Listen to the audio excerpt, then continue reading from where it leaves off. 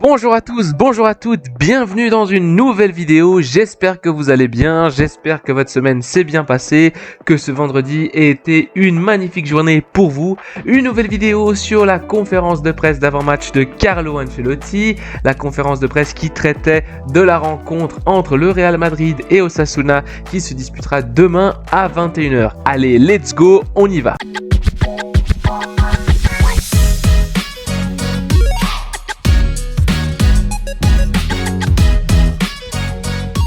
Dans cette vidéo, j'ai voulu vous afficher directement les questions, comme ça c'est plus facile pour suivre. Question numéro 1, en quoi il faut faire attention pour prendre les 3 points demain?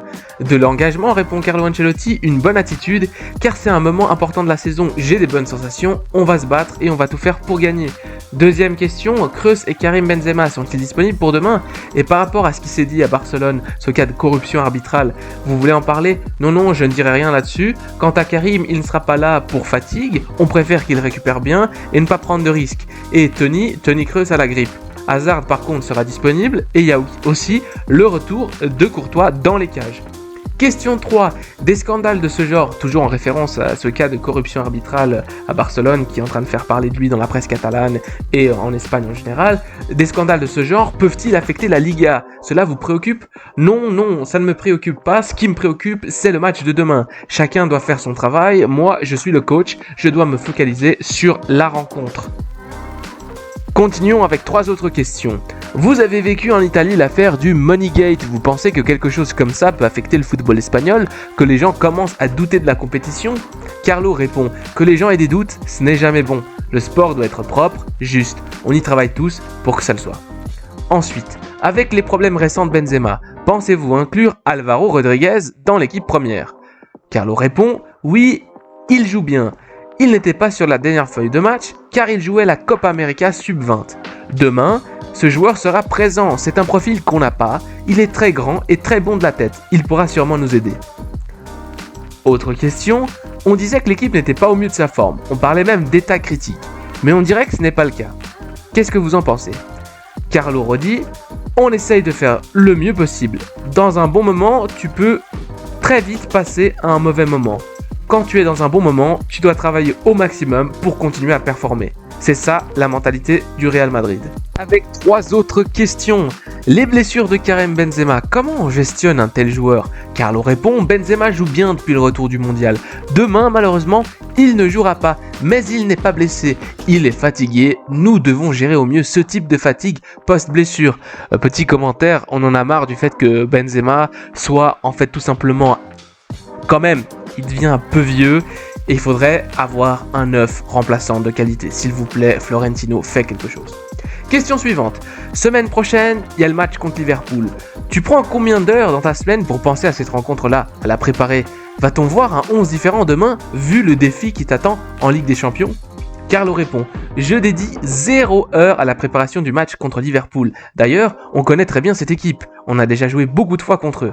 Par contre, je dédie 24 heures à la rencontre de demain contre Osasuna. On peut réduire la différence de points en attendant le match de Barcelone, même si on a un match de plus, peu importe. Il serait très bien possible que la même équipe qui joue demain joue également mardi. Et enfin, quel est ton 11 favori pour le match de demain? Carlo répond, mon 11 favori pour demain, et là, un gros silence. Et il éclate de rire. No te lo digo. Tout le monde éclate de rire. Cela va dépendre de chaque match. Demain, on aura une attaque très compétitive. Il ne faut pas oublier que Vinicius est de retour, que c'est un attaquant très fort et qu'il sera là demain. On continue avec les réponses d'Ancelotti et les questions des journalistes. Modric, il a marqué l'autre jour. Les statistiques montrent que lorsqu'il saute du banc, il marque. Comment va-t-il? Carlo répond, on en a discuté, Modric préfère être titulaire. Demain, c'est sûr, il va débuter le match. Ensuite, prochaine question. Jouer en 4-2-3-1, est-ce une possibilité? Si oui, les 2 milieux devraient être plutôt défensifs ou alors n'importe quel milieu irait. Carlo répond, je pense qu'effectivement, sur le plan défensif, on peut s'améliorer et apprendre à se repositionner dans un 4-4-2 ou 4-2-3-1. On l'essaye durant le match, mais on doit faire mieux et plus vite. Par exemple, on a Vini qui ne défend pas, et là, on doit passer en 4-4-2, et souvent, on ne le fait pas assez vite. La même chose quand un joueur va presser devant très très haut. À l'entraînement, on essaye d'améliorer cela, et c'est ce qu'on fait en ce moment. Prochaine question. Rodrigo a fait un grand match face à Elche. Sera-t-il titulaire demain? Oui, demain Rodrigo sera titulaire. Nous allons finir cette vidéo avec les 3 dernières questions en commençant par celle-ci. Une distance de 8 points par rapport à Barcelone, c'est beaucoup. Comment gère-t-on ce genre de retard? Carlo répond simplement en préparant le prochain match comme si c'était le dernier. C'est ça, la mentalité. Prochaine question, il y aura un prix pour le meilleur entraîneur de 2022. Vous aurez 2 adversaires, Lionel Scaloni, entraîneur de l'Argentine, et Pep Guardiola, entraîneur de Manchester City. Que pensez-vous d'eux? Qui devrait gagner? Carlo sourit et répond « Je parle à la 3e personne. 3 entraîneurs qui ont eu beaucoup de succès cette saison. Un seul gagne. Les 2 autres doivent simplement féliciter le gagnant. » Et enfin, dernière question, Rodrigo est-il en compétition avec Vini pour le poste d'ailier gauche? Non, Vini et Rodrigo doivent jouer ensemble. Il est tout à fait possible d'avoir un 11 avec les deux et qu'un jour l'équipe joue en 4-4-2 avec Vini et Rodrigo.